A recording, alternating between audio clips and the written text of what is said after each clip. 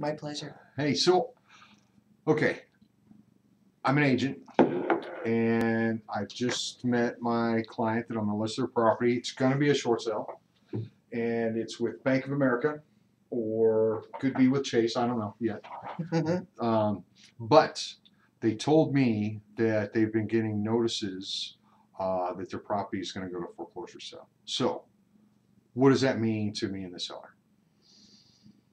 Well, I think as an agent, the clock is ticking. You're going to have just so much time for marketing and obtaining an offer and getting that short sale file started.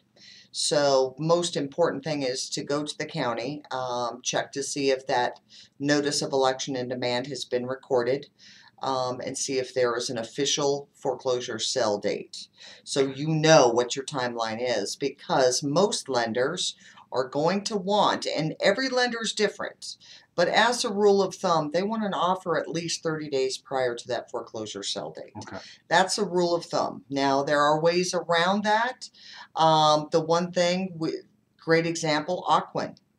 If there is a foreclosure sale date within 60 days of that submitted short sale offer, they will not postpone that foreclosure sale date. Wow. So they will process the file, possibly approve the short sale, but you better close that short sale before that foreclosure sale date hits. So timing is critical, and you got to figure out who you're dealing with. Is it Chase? Is it Bank of America?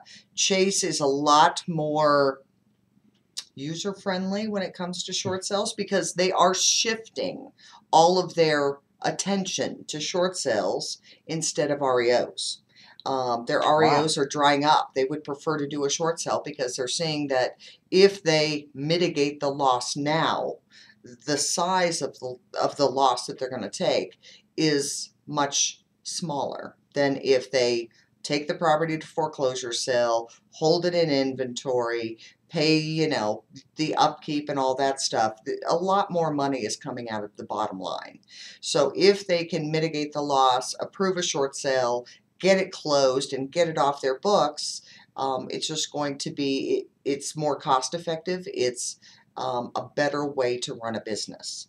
Now you got Fannie Mae, that if you've got a short sale going on and it's not an approved short sale and you've got a foreclosure coming up within 7 days, 2 weeks, it's possible Fannie Mae will not postpone that foreclosure sale date. Now we have secrets that we cannot share with you on how to get those postponed.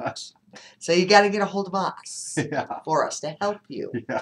But there's other ways. Most definitely. To get around the servicer. To get around the servicer, to go directly to the investor, to, pull in even bigger guns than that, to try and push or, plead your case and get that foreclosure sale date postponed. It's going to be very difficult for an agent to get a foreclosure postponed on a listing, on a what if. Mm-hmm. If there is no contract, chances of that foreclosure getting postponed are highly unlikely. But we've had success. Because Paulie knows how to talk to the lenders. He's our escalation guy. So when we need a foreclosure postponed, we go to Paul. I wish everyone, all the states would consider looking at how California handles their foreclosure postponements. You don't have to, like for instance, if it's in Los Angeles and Bank of America is a servicer, you don't have to beg Bank of America to put a request in like we do. You can go right to the foreclosing attorney, send them a copy of the contract, HUD.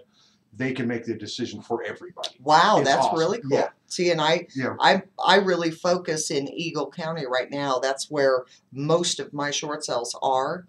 But I know that Tom deals with California. You deal with California with regards to postponement. So that's interesting because here in Colorado, you've got to plead with the bank. The attorney has to hear it from their client, Bank of America, Wells Fargo, Chase, whoever it is, in order for them to postpone that foreclosure sale date. If they don't get direction from the client, they're not postponing anything. Right. Yeah. Right. So there are ways around it, and it's very, very important. If you're an agent, you go out there to do a listing and you've got a foreclosure sell date next week, you are probably not going to be successful. That is one that you may not get to the closing table. And a lot of sellers are, they're procrastinators. They wait to the last minute to begin the process. And you don't have the time. You know what I mean? You don't have the time to get a contract, to get the short sale started in order to even ask for that postponement. So I think timing is everything. If there's not an official notice of election and demand recorded, you've got some time to actually market that property, pull the highest and best offer possible. If there's a notice of election and demand recorded, you have strict timelines, and you need to get an offer into that lender at least 30 days prior to sell. Now with Bank of America, if you're postponing or requesting a postponement, you can't ask to postpone a foreclosure sell date that's 30 days away. They're not going to do it. They're going to want you to contact them maximum 5 days before the foreclosure sell date. That doesn't give you a lot of time if that foreclosure's not granted, that postponement's not granted. Then you got to start pulling in all of the big guns, whoever you can, to try and help you get that postponed. But ultimately, we've even went through Fannie Mae's home path, and we've been successful there in getting a foreclosure postponed. So you got to work closely with your seller. You've got to do your homework and know when that foreclosure sell date's scheduled. That's how you're going to be successful. Get the short sale approved and get that short sale to the closing table. Ultimately, that's the goal. Well, thank you, Sheila. Now we understand it's Valentine's Day, Happy Valentine's and this is recorded Day. on Thursday for Friday Coffee with Sheila. So thank you for meeting with us. Go enjoy your evening with your Valentine. I will. Happy Valentine's Day, Paul. I love you.